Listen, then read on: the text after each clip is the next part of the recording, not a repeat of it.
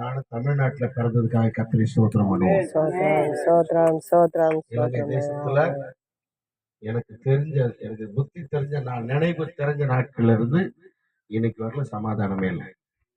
எங்க போறதுன்னு தெரியல. எனக்கு ஒரு சகோதரி தெரியும், சுவிட்சர்லாந்து தேசத்துல இன்றைக்கு மிக ஆசீர்வாதமாக ஒரு ஒரு பெரிய இடத்துல அந்த சகோதரி இருக்கிறாங்களா. அவருடைய கணவர், அவருடைய 2 பொம்பளை பிள்ளைங்க ரொம்ப ஆசீர்வாதமா இருக்காங்க. அவங்க வீட்டுல நான் ஒரு வாரம் தங்கி இருந்தேன். எதற்காக சொல்லுகிறேன், இலங்கை தேசத்துல இருந்து அந்த சுவிட்சர்லாந்து தேசத்துக்கு போறது கிட்டத்தட்ட 6 மாதத்துக்கு மேல கடல்ல அவங்க பிரயாணம் பண்ண வேண்டியிருந்துச்சு.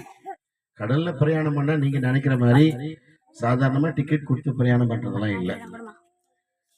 பலரால் கற்பழிக்கப்பட்டு, பல மீனவர்களால், பல வண்டி அந்த தோணிகள்ல கள்ள தோணின்னு சொல்லுவாங்க, திருட்டு தோணி, அதுல அந்த பிள்ளைய வந்து அவர்கள் பணத்துக்கு பதிலாக அந்த பிள்ளையை பயன்படுத்தி அவங்க அந்த சுவிட்சர்லாந்து தேசத்தினுடைய அந்த கரைக்கு வந்து சேரும்போது அவங்க ஒன்றுமில்லாமல் வந்து விழுந்திருக்கிறாங்க, தூக்கி போட்டிருக்கிறாங்க.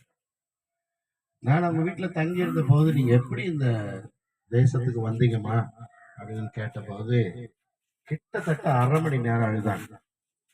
நான் கேட்டேன், நான் ஒண்ணுமே கேட்டல, தப்பா அதை கேட்டான்னு கேட்டேன். என் மனைவி கூடவே இருந்தாங்க, என் பிள்ளைங்க கூட இருந்தாங்க.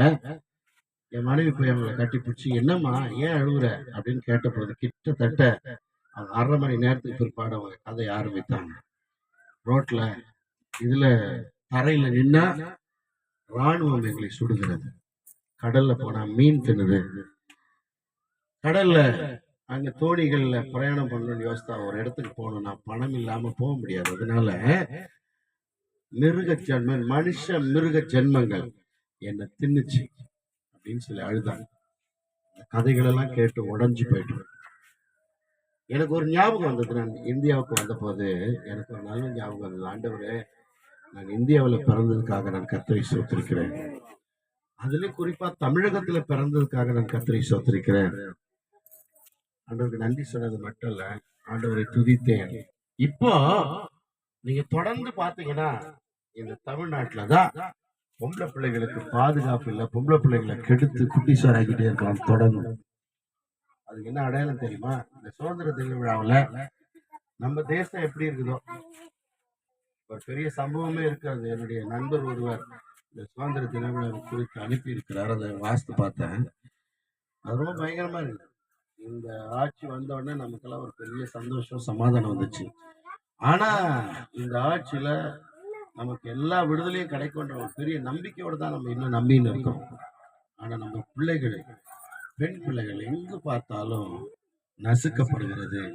அதுக்கு என்ன காரணம்? பிசாசு எங்க தேசத்துல, தமிழகத்துல கால் வச்சிருக்கிறான்.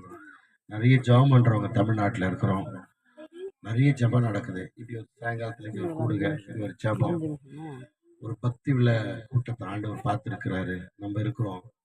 ஒரு காரியத்தை சொல்றேன், தமிழகத்தை சத்துரு கண்ணமிட்டு திருந்து நம்ம தேசத்துல கால் வைத்திருக்கிறான் நம்மை அழிப்பதற்கு. இவ்வளவு நாள் இல்ல, இப்ப இறங்கி இருக்கிறான் நம்ம தேசத்தை ஏதாவது பண்ணணும்னு சொல்லி. நீங்கள நானும் அதற்கு ஜவாப்தாரி, நீங்கள நானும் அதற்கு நீங்கள் நானும் தான் பொறுப்பு.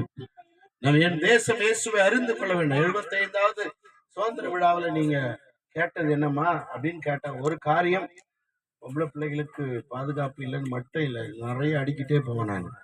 இவ்வளவு காரியங்கள் இருக்கிறது, தேசம் சீரழிகிறது, கெட்டு போய் கொண்டே இருக்கிறது. நம்மளாம் விசுவாசிகள் கர்த்தருடைய ஊழியம் செய்யறோம். ஒரு பாரம் உன்னை பிடித்துக் கொள்ள வேண்டும். ஒரு எஸ்தர் நிமித்தமாக 127 நாடுல இருக்கிற யூதர்கள் பாதுகாக்கப்பட்டார்கள். உன் நிமித்தமாக. நீ ஒரு ஆளு, நான் ஒரு ஆளால என்ன பண்ண முடியும் நீ சொல்லாத. உன்னால உன் பட்டணம், உன் கிராமம், உன் தேசம் பாதுகாக்கப்படணும். நம்ம பிள்ளைங்க யார் வீட்டு பிள்ளையோ அப்படின்னு சொல்லாத. நம்ம பிள்ளைங்க, நம்ம குடும்பம், நம்ம ஜனம், என் இனம், என் தமிழ் ஜனம், தமிழ் பேசுகிற ஜனம், ஆண்டவர் எப்படி ஆகியும் அவர்களை பாதுகாக்கணும். பிள்ளைங்க ஸ்கூலுக்கு போயிட்டு திரும்ப வர வரையிலும் ஆண்டவர் பாதுகாக்கணும். இதுல என்ன விஷயம் அப்படின்னா, சின்ன குழந்தைகள், கை குழந்தை மாதிரி 2 வயசு 3 வயசு இருக்கிற குழந்தைய கற்பழிக்கிறான். அதுக்கு என்ன காரணம்? அவன் மேல ஒரு பொல்லாத ஆவி இறங்கி இருக்கிறது. அந்த ஆவி கிரியை செய்யுது. எவனும் காரணம் இல்லை, எந்த ஆணும் காரணம் இல்லை. அவன் மேல பொல்லாத கிரியைகள், பொல்லாத ஆவிகள் இறங்கி என்ன செய்யுதுன்னா போராடு. அவன் போய் தப்பு செய்யறான், அவனுக்கே தெரியல அவன் என்ன தப்பு செய்யறான்னு தெரியாம செஞ்சுட்டே இருக்கிறான். அதனால நீ உத்தரவாதம் எடுத்து இன்னைக்கு ஜெபம் பண்ணணும். இன்னைக்கு ஆரம்பிக்கணும். உன் ஜெபம் எப்படியா இருக்கணும்? என் தேசத்தில் உள்ள ஜனங்கள் பாதுகாப்பணும், விசேஷமா பொம்பளை பிள்ளைங்க பாதுகாக்கப்படணும், பையனுங்க பாதுகாக்கப்படணும். நீங்க நினைக்கிற மாதிரி வெறும் பொம்பளை பிள்ளைங்க இல்ல, வாலிப பிள்ளைங்க பாவத்தை தண்ணீரை போல பருகி போயிட்டே இருக்கிறான். வீட்டுக்குள்ளேயே அப்பா அம்மாவுக்கு எதிரிலேயே வந்து குடிக்கிறான். பயங்கரமான காரியங்கள் நம்ம தேசத்துல இப்போ தமிழ்நாட்டுல நடக்குது. அதனால தமிழகத்துக்காக ஜெபிக்க நீங்கள் கடமைப்பட்டிருக்கிறீர்கள். கண்டிப்பாக ஜெபிக்கணும். நீங்க ஜெபிக்கலன்னா வேற யாரும் ஜெபிக்க முடியாது. நீங்க போராடி ஜெபம் இல்லைன்னா இந்த தேசம் பாதுகாக்கப்படாது.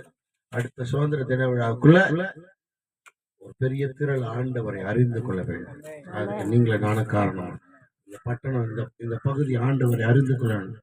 பிஷப் பாண்டியன் நல்ல ஒரு ஊழியத்தை கட்டி நல்ல பெரிய பில்டிங் கட்டிட்டாருன்றதை விட ஆயிரக்கணக்கான ஆத்துமாக்கள் பிஷப் பாண்டியன் இடத்துல இருக்கிறது என்பதை கேள்விப்பட வேண்டும். We don't have time. நேரம் இல்லை, காலம் இல்லை, காலமே இல்லை. அதனால எவ்வளவு வேகமா ஜெபம் பண்றீங்க, எவ்வளவு வேகமா ஊழியம் செய்றீங்க, தூங்குறீங்களோ இல்லையோ, சாப்பிடுறீங்களோ இல்லையோ, ஒரு கூட்டத்தை ஆண்டவருக்கு என்று ஆதாயப்படுத்துறதுல, ஜெபிக்கிறதுல நேரத்தை செலவிடுங்க. கர்த்தர் உங்களை ஆசீர்வதிப்பார். நிறைய இருக்கிறது பேசுவதற்கு எனக்கு பேச முடியல, ஆனா பேச சோத்திரம். நம்ம கொடியேற்ற இருக்கிறோம். சங்கீதம்